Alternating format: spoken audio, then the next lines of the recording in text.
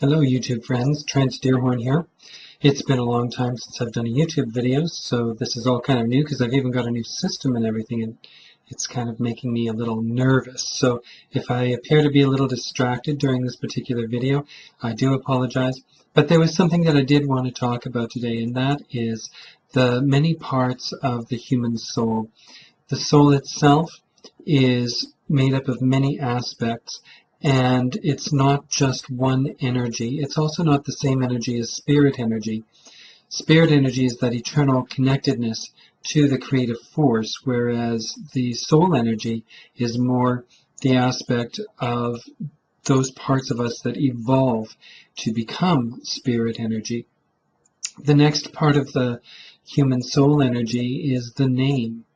We all have names, and names hold power and energy, especially when those names are our spirit names as opposed to our given names.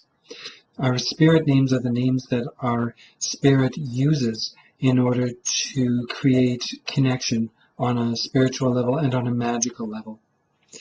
There is also the energy, which is part of the soul energy. Energy is made up of chakras, which are power centers through the auric field. The auric fields themselves, which are many layers of light and energy, and also the meridians, which flow through the physical body and feed the different organs. Another aspect of the human soul is the ghost. A lot of people don't believe in ghosts, but the ghost is an aspect of the human soul, and this is the part that can communicate from beyond death to people. And that's why mediums for thousands of years have connected with ghosts through seances or through communicating with them just spontaneously as they present themselves. There's also the life force energy, which is part of the soul energy.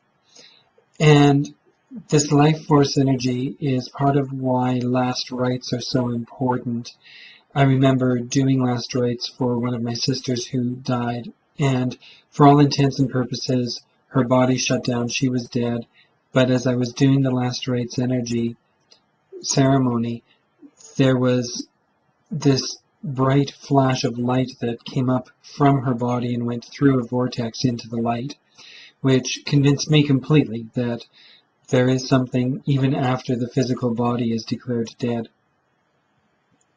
There's also the shadow self, and the shadow self is that part of the soul that is very magical and very powerful and becomes more and more alive as each and every one of us allows ourselves the ability to connect with ourselves as magical beings.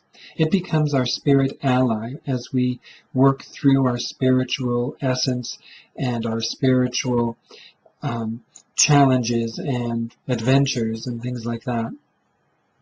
And then there's the physical remains, which are also a part of the soul energy. And this is why there's so many rituals involved in how to take care of the physical remains of those who have departed.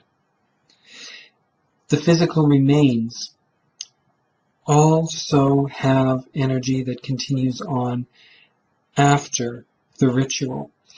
And the physical remains is the part that I want to focus on today in respect to human transplants. Because a lot of people just think of it as an organ that gets shoved into a new person's body and then functions to help that person stay alive. The thing is, it has soul energy with it. And that's why so often people who are transplant recipients will end up with things like cravings that they can't explain, that belonged to the previous owner of that organ, or memories that start surfacing up that have nothing to do with this person's lifetime, but they have everything to do with the other person's lifetime who donated their organ. And so it's important, in my opinion, to have rituals that involve also the ability to release the soul energy from the organ that's being transplanted so that that soul energy can move on, and the organ can then get infused with the soul energy of the recipient. And this is something that I think needs to be done right in the OR, while it's happening, so that there's no mixing up and mishmashing of soul energies, which can actually become problematic. I've had transplant recipients talk to me about horrible dreams that they have, which are part of the fears and anxieties of the person who was the donator for their new kidney or their new heart or their new lung or whatever. Now, physical remains and organ transplants are not just the only thing involved in the transference of the soul energies.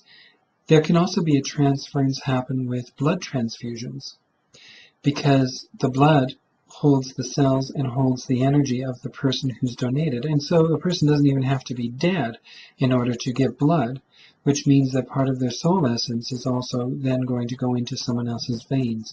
Another reason why it's important to have a ritual to release your soul energies from that blood you're donating and be able to bring those soul energies back home to you immediately, so that there's nothing that's being lost or given away or taken away inadvertently. And that way everyone allows themselves the opportunity and the dignity to be able to be complete and whole in their soul energies without it getting all spread about, and also without being invaded by someone else's soul energies. So if you're receiving a transfusion, you can also be receiving their soul energies through that, and then there needs to be some sorting out of whose energy is whose while that blood is doing its work to keep you alive. So I just wanted to throw that out there, because a lot of people don't even think about this aspect when it comes to soul energies or when it comes to transplants or transfusions. It's all just a mechanical thing as far as most people in Western culture are concerned, but it has a much deeper spiritual aspect that needs to be explored, needs to be addressed, needs to be honored. So enjoy the video and share it with your friends if you like. Thanks a lot, and I will talk to you very soon.